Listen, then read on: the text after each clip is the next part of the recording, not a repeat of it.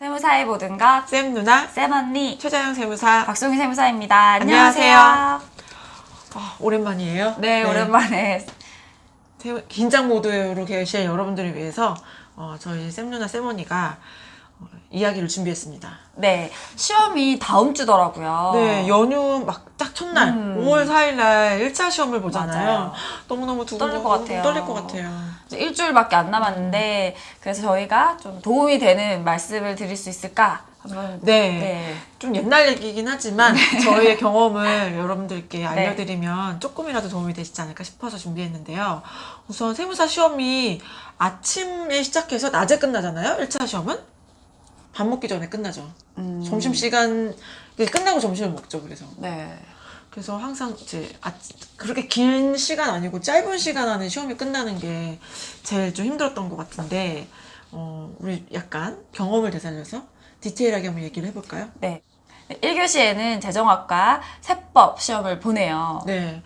두 개의 무게를 비교를 해보면 당연히 재정학이 쉽고 세법이 어렵잖아요. 네. 그리고 재정학은 그냥 글자만 막 나오는 문제들이고 세법은 계산하는 것도 좀 섞여 있고. 논리적으로 봐야 되는 것들도 있고 아무래도 좀 더 법적인 얘기니까 그래서 이럴 땐 당연히 재정학에 무게를 두고 시험을 준비해야 되겠죠. 네, 먼저 재정학에서 말로 된 것도 아는 것들을 또 확실하게 바로바로 풀어나가고 쫙쫙쫙 스캔을 하면서 보통 재정학은 제 기억에 30초? 한 문제당 30초 안 걸리게 맞아, 했던 저도 것 같아요. 그거 연습했던 것 같아요. 빨리빨리 시간을 단축시켜야 되니까 쉬운 데서 시간 단축시키고 세법에서 좀 계산 문제 풀 수 있게. 그래서 우선은 처음에 1번 재정학부터 마지막 문제 나오는 그 세법까지 한번 쫙 보되 아는 문제를 빨리빨리 1번부터 풀고 모르는 문제 체크하고 어려운 문제 체크하고 해서 싹 풀고 그 다음에 다시 모르는 문제지만 한번 보면 맞출 것 같은 거로 가고 맨 마지막에 찍어서 맞으면 좋을 것들을 보고 저는 이렇게 했거든요. 네. 사실 저는 순서대로 다 풀기는 했어요. 그럼 약간 전략적으로 네. 시험만 붙으면 된다 모드였기 때문에 네, 그러니까 도움이 될 것 같아요. 네, 그렇게 했었고요. 네.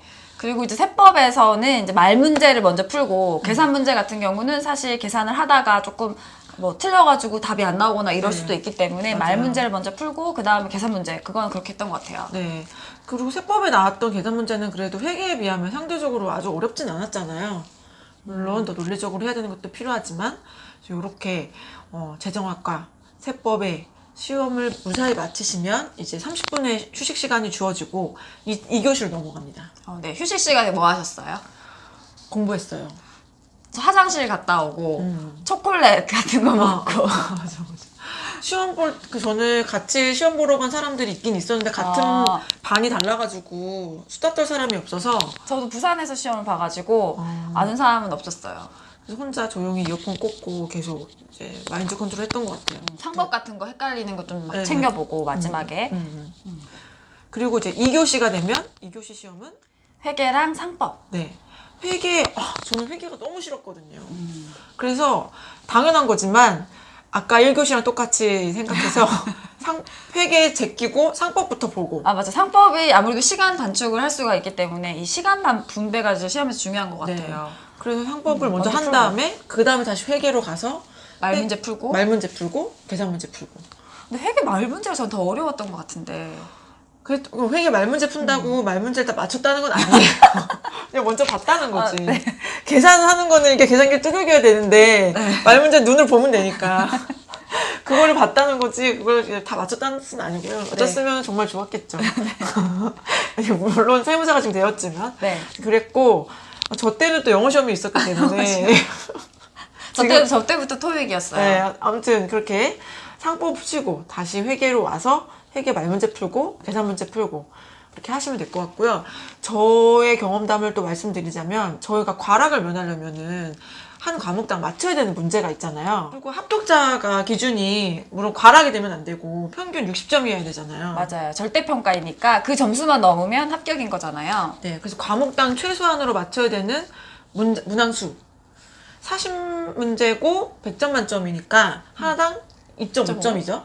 그러면 과락이 40점이니까 40점을 계산하면 16문제를 맞추시는 게 최소한이고 평균을 생각하면 24문제. 네, 24문제를 맞춰야 되는데 과목당 16개만 맞춘다면은 꼭 이 과목에서 24개 다 맞을 필요는 없고 잘하는 데서 많이 맞추고 못하는 데서 좀 빼면 네. 평균적으로 다 합쳐서 맞춰야 될 문항 숫자가 나오죠. 네. 24 곱하기 4. 네. 160문제 중에서 96문제를 맞추시면 되는 거예요. 저는 그렇게 했거든요. 네. 전략적으로. 네. 그래서 맨날 이제 준비를 할 때 내가 상법이나 재정학에서는 90점을 맞고 그죠. 이렇게 계산을 했죠. 90점을 맞는다는 거는 4개 빼고 맞춘다는 거니까. 하긴 저도 그렇게 했던 것 같아요. 막 점수, 예상 점수, 뭐 여기서 얼마. 세법 회계에서는 좀 이렇게.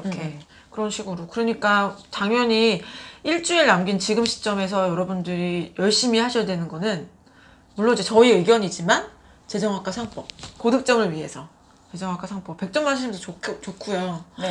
세무사님 재정학 못했다고요? 어떻게 그렇게 재정학을 잘하게 됐어요? 재정학은 사실 저는 이제 회계사 준비하다가 세무사 시험을 본 케이스였는데 그래서 사실 재정학 걱정이 제일 컸어요. 아예 모르는 걸까봐? 네, 완전 새로운 걸까봐 그거를 제일 공부를 많이 했었는데 근데 결론적으로는 이제 미시, 거시, 경제 이런 걸 합친 재정학, 그다음 정부 정책에 대입한 사실 그 공부가 되어 있으면 재정학도 조금만 공부를 하면 잘할 수 있는 것 같아요. 그렇지만 이제 아무래도 공부 기간이 다른 과목에 비해서는 이제 제일 짧기 때문에 좀 투입을 많이 했었던 것 같고 그래서 결론적으로는 거의 만점을 받아가지고 대박. 나는 재정학 감수위원. 감수위원 연락이 왔었죠. 네. 팁을 하나 좀 주시죠 그러면. 팁이 그 노트 같은 정리된 걸 가지고 계속해서 맞춘 문제 말고 틀린 문제 위주로 계속 반복해서 봤던 것 같아요. 오답풀이? 오답풀이. 그래서 재정학 같은 경우는 사실 점수 내기가 쉬우니까 네. 맞춘 건 당연히 아는 거고 틀린 문제도 이제 맞는 거로 바꾸도록 계속 맞춰 갔다는 거죠. 그리고 이제 시험에서 좀 중요한 게 결국 이 아는 거는 정확하게 알고 애매하게 알면 결국에는 사실 시험장에서도 헷갈리고 모르니까 확실하게 하나라도 정리를 하는 게 좋은 것 같아요. 그럼 지금이라면 재정학이랑 상법 같은 경우는 확실하게 알 확률이 높기 때문에 아는 거는 확실히 하고 모르는 것도 확실히 하도록 바꾸게. 네.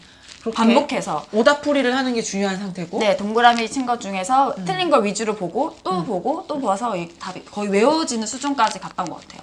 그리고 상대적으로 세법이나 회계 같은 경우는 지금 일주일 남은 시점에 애매한 거면 잘 몰라요, 맞아요. 그런 거는 이제 자신이 사실은 없어. 일주일 사이에 완벽하게 이해하기는 시간적으로 어려운 상황이잖아요. 저 같으면 모르는 건 버리겠어요. 전 그랬거든요. 아는 것만 계속 봤어요. 세법이랑 회계는 일주일 남은 시점에 더 공부한다고 완벽하게 이해하기는 쉽지 않으니까요. 그래서 저는 아예 챕터를 버린 것도 있었어요. 아, 진짜요? 그 6가지 회계에서? 네, 그 할인하는 거 뭐지? 현할차 사채? 나오고 이런 거. 사채. 근데 이게 아마 회계 기준 바뀌어가지고 지금 좀 다를걸요? 아무튼 그랬었어요. 어쨌든. 네. 현할차 계산이 표만, 네, 삼각표 만들고 이런 거. 그 제일 중요한 거 아니에요? 저는 그거 나와봤자 5문제 이상 안 헷갈린다. 나온다. 그래서 싹 다 버렸어요. 2차에는 했는데 1차 때는. 전략적으로. 네네네. 네, 지금 일주일 남은 시점에서는 어쨌든 아는 거를 더 확실하게, 조금 헷갈리는 걸 확실하게, 잘 모르는 거는 차라리 그때 당황하면 모를 수도 잘 못 풀 수 있기 때문에 이 1차선은 사실 시간이 제일 맞아요. 중요했던 시간 것 같아요. 너무 부족하잖아요. 네. 시험 시간도 너무 짧고. 네. 그래서 막 저희가 타이머 갖다 놓고 진짜 한 문제당 몇 개 풀었나 이런 것도 1분 동안 몇 문제 풀었는지 막 이런 것도 확인해 보고 재정학 그랬잖아요. 같은 거. 네. 이런 거 지금 계속 시뮬레이션 하는 기간이실 텐데 잘 준비하시면 좋을 것 같고요. 그리고 시험이 9시 반부터 12시 40분이다 보니까 약간 배고플 수도 있고 그죠. 그죠. 수험생일 때 11시 반에 점심을 먹었다라고 하면 일주일 동안은 좀 약간 이 바이오 리듬을 점심시간에 12시 40분 이후가 되도록 맞추시는 배가 안 것도. 고프도록. 네, 배고프면 짜증나잖아요. 네. 집중력도 틀어질 수 있고.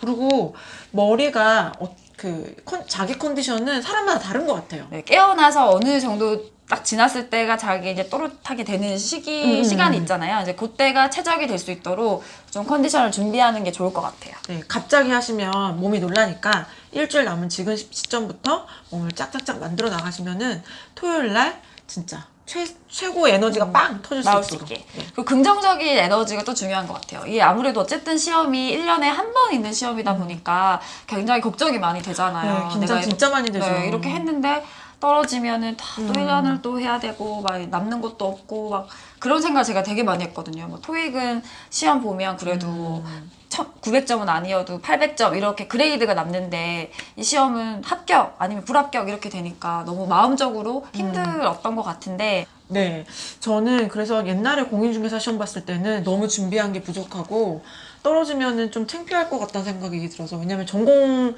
시험 보는 거를 제끼고 공인중개사 공부한 거기 때문에 그땐 틀릴까봐 마킹하는데 막 몸이 부들부들 떨렸었어요. 왜냐면 사람들 입장에서는 대학생이 공인중개사 시험을 떨어져?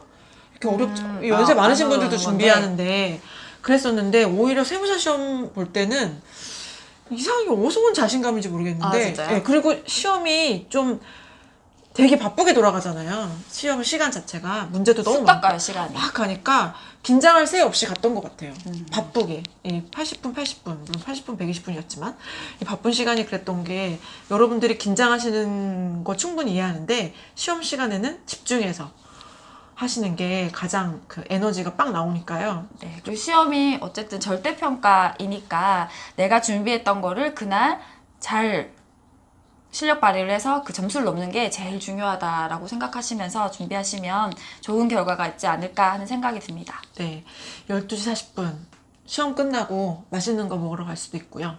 오후를 즐겁게 보낼 수 있고 또 연휴가 시작이잖아요. 맞아요. 네. 5월 5일, 6일 이렇게 네, 쉴 수 있을 것 같아요. 네, 마음 편히 쉬시면 될 것 같고요. 그래서 합격 그리고 시험이 끝나면은 저희가 어떻게 해서든지 답안지 네. 갖고 나오잖아요. 내가 어떻게 했는지. 시험지. 그래서 저는 집에 오자마자 먹이지 않고요. 아 진짜 저는 바로 했던 것 같아요. 저는 하루는 무조건 놀았어요. 그날은 안 보고? 안 너무 보고. 궁금한데. 그냥 풀로 놀고 그 다음날 일어나가지고 채점을 했어요? 네. 저는 바로 했습니다.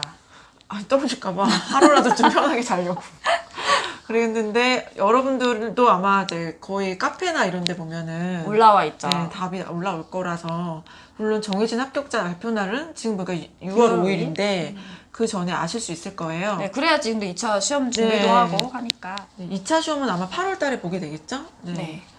동차 준비하시는 분들은 당연히 합격자 발표에 상관없이 붙었을 거 가정하셔서 바로 시작하셔야 되니까 연휴 며칠 동안만 쉬시고 바쁘게 또 시작하셔야겠네요. 네, 저희가 1차 시험 끝나면 2차 준비 어떻게 하는 게 좋은지 저희의 팁을 공유 드리도록 하겠습니다. 또 제가 세법학을 2달 공부했으니까. 저는 유예였기 때문에 네. 그렇게 치면은 2달에 12개월이니까 14개월. 짧네요, 세무사님도. 점수 말하기 좀 부끄럽지만, 네. 저희의 팁을 또 공유해 드리도록 할게요. 네, 네. 일단 일주일 남은 시험 준비 잘 하시고요. 언젠가 여러분들 꼭 필드에서 만나기를 기대하고 있겠습니다. 네, 그럼 오늘 여기까지 하겠습니다.